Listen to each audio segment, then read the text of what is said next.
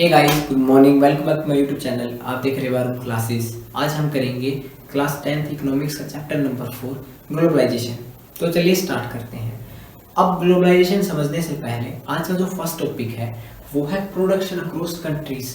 Countries के बीच में production होती कैसे है, उसका मेन कारण है एमएनसी।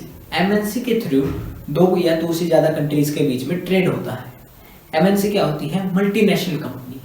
ये एक ऐसी कंपनीज होती हैं जो दो या दो से ज्यादा कंट्रीज के बीच में ट्रेड करती हैं। जैसे कि एप्पल है। एप्पल जो वो all over the world trade करती है और इन एमएनसीज का एक सेंटर ऑफिस होता है जो कि खुद की कंट्री में होता है। जैसे कि एप्पल का जो सेंट्रल ऑफिस है वो यूएसए में है, कैलिफोर्निया में, और अदर कंट्रीज जिसमें वो ट्रेड करती हैं उसमें भी ऑफिसेज होते हैं। अब एप्पल जो है वो एक एमएनसी है और एमएनसी जो है वो दूसरे कंट्रीज में इन्वेस्टमेंट करती है और इस इन्वेस्टमेंट से वो कंट्रीज में प्रोडक्शन करती है और उस प्रोडक्शन को अलग अलग कंट्रीज में एक्सपोर्ट करती है। इससे जो है ट्रेड होता है डिफरेंट कंट्रीज में। तो ये था एमएनसी और प्रोडक्शन अक्रॉस कंट्रीज। जो नेक्स्ट टॉपिक है वो है व्हाट इज ग्लोबलाइजेशन। अब ग्लोबलाइजेशन होता क्या है? जैसे कि मैंने बताया, जो मल्टीनेशनल कंपनीज हैं वो डिफरेंट कंट्रीज में ट्रेड करती हैं। इस प्रोसेस को हम ग्लोबलाइजेशन बोलते हैं। एग्जांपल से समझते हैं कि जैसे एप्पल थी, वो दूसरे देश की कंपनी थी और वो इंडिया में आके इन्वेस्ट करती है और इससे जो दो देशों के बीच में फॉरेन ट्रेड होता है।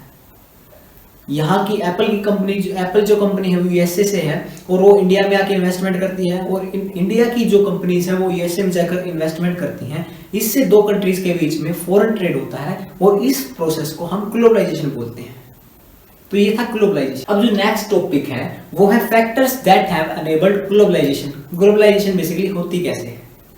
तो मान लीजिए आपकी एक कंपनी है, आप कंपनी कहाँ खड़ी करोगे?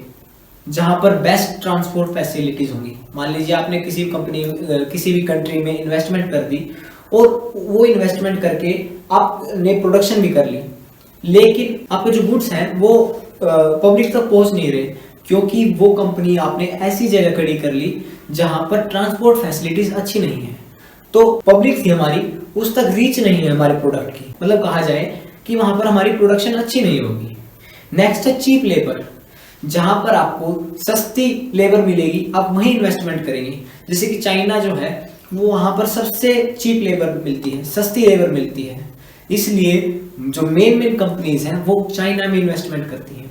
वहां पर अपने प्रोडक्ट्स को, अपने जो स्पेयर पार्ट्स हैं उसको बनवाती है। नेक्स्ट है बेस्ट कम्युनिकेशन टेक्नोलॉजी। इंडिया में बेस्ट कम्युनिकेशन लेबर मिलती है। यहाँ के जो पर्सन है वो बहुत ही ज्यादा अच्छी इंग्लिश बोल लेते हैं। तो इंडिया में सबसे ज्यादा कॉल सेंटर्स मिलेंगे क्योंकि इंडिया की जो पब्लिक है वो इंग्लिश अच्छी बोल लेती है। नेक्स्ट है liberalisation of trade, restriction and foreign investment. इस टॉपिक को हम समझते हैं नेक्स्ट स्लाइड में कि लिबरलाइजेशन जो है वो होती क्या है। तो लिबरलाइजेशन का मतलब है जब जो कंपनीज हैं वो दूसरे कंट्रीज में इन्वेस्टमेंट करती हैं तो उस इन्वेस्टमेंट के बीच में ट्रेड बैरियर्स खड़े हो जाते हैं। गवर्नमेंट जो है डिफरेंट कंट्रीज की वो अपना फायदा कैसे करती है? वो ट्रेड बैरियर से टैक्स लगा देती है वो कंपनीज पर और उस टैक्स की हेल्प से जो गवर्नमेंट है वो अपना प्रॉफिट कर लेती है। जो ट्रेड बैरियर्स हैं इनको कम करके ग्लोबलाइजेशन करी जा सकती है।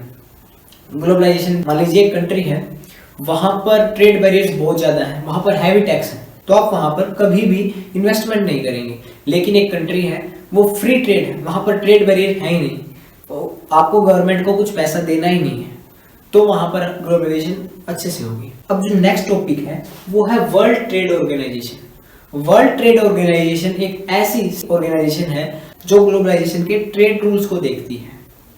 मान लीजिए इंडिया में क्या है कि जो रूल्स एंड रेगुलेशन है वो कॉन्स्टिट्यूशन के बेस पे होते हैं। ऐसे ही जो फॉरेन ट्रेड रूल्स होते हैं कि जहां पर ट्रेड बैरियर्स को हटाना है या फिर कोई भी रूल इंप्लीमेंट करना है उसको वर्ल्ड ट्रेड ऑर्गेनाइजेशन देखती है। तो ये थी WTO, वर्ल्ड ट्रेड ऑर्गेनाइजेशन। जो नेक्स्ट टॉपिक है, लास्ट टॉपिक है, impact of globalisation in India. India पर ग्लोबलाइजेशन के इम्पैक्ट क्या क्या है?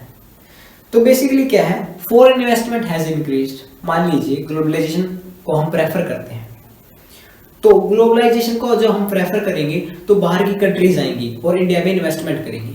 तो फर्स्ट पॉइंट तो ये है। सेकंड है इंक्रीज कंपटीशन, जैसे कि रिलायंस है या फिर टाटा स्टील है या फिर टाटा की कोई भी कंपनी है, जब मल्टीनेशनल कंपनीज इंडिया में आएंगी तो वो बेस्ट क्वालिटी का प्रोडक्ट देंगी, अच्छे अच्छे फीचर्स होंगे। तो इससे क्या है, जो इंडिया की कंपनीज हैं उनको कंपटीशन फेस करना पड़ेगा, और इस कंपटीशन को फेस करने के कारण जो हमारी इंडिया की कंपनी है वो भी थोड़ी डेवलप्ड होंगी। तो ये है सेकंड पॉइंट। थर्ड जो है, globalisation has enabled some large Indian companies to emerge as a multinational, मतलब कि जैसे कि जो हमारी कंपनी छोटी कंपनी है, एमएनसीज क्या करती हैं कि जो छोटी छोटी कंपनीज हैं उनको एक्वायर कर लेती हैं अपना काम करने के लिए। तो जो छोटी छोटी कंपनीज हैं ये भी एमएनसी बन पाएंगी जब ग्लोबलाइजेशन होगी। इसमें जो नेगेटिव पॉइंट क्या है ग्लोबलाइजेशन का, कि जो हमारी छोटी कंपनीज थी या फिर छोटे एक्सपोर्टर्स थे वो कहीं ना कहीं प्रॉब्लम फेस करते हैं, कि जैसे कि मल्टीनेशनल कंपनी आती है वो एक प्रोडक्ट को क्रिएट करती है और सस्ते में बेच देती है, लेकिन जो इंडिया का स्मॉल एक्सपोर्टर था उसको इतनी अच्छी फैसिलिटीज नहीं मिली, लोन नहीं मिला, जिससे उसका जो प्रोडक्ट है उसकी कॉस्ट थोड़ी हाई हो जाती है, और हाई कॉस्ट होने के कारण वो मल्टीनेशनल कंपनी के प्रोडक्ट से कंपटीशन नहीं कर पाता। इससे क्या है, जो स्मॉल एक्सपोर्टर्स हैं उनको प्रॉब्लम फेस करनी पड़ती है। तो ये एक नेगेटिव पॉइंट है ग्लोबलाइजेशन का। तो आज के लिए बस इतना ही, ग्लोबलाइजेशन को हमने समझ लिया। मिलते हैं नेक्स्ट वीडियो में। Thank you.